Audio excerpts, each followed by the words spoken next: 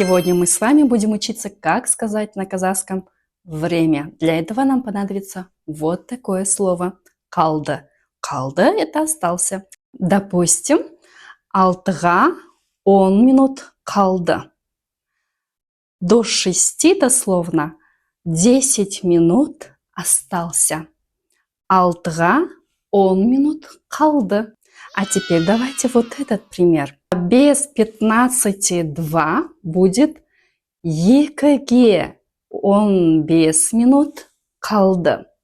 Екіге 15 минут калды. А теперь вы пишите, как будет без 20 минут первого. А давайте составим полное предложение. Мы встретимся без 20 минут первого. Проверю всех. А если хотите больше практики получить от меня, то пишите в директ слово «практика». Обязательно я вышлю вам. Отправляйте видео мои тем, кто изучает казахский язык. Сау болыңыз!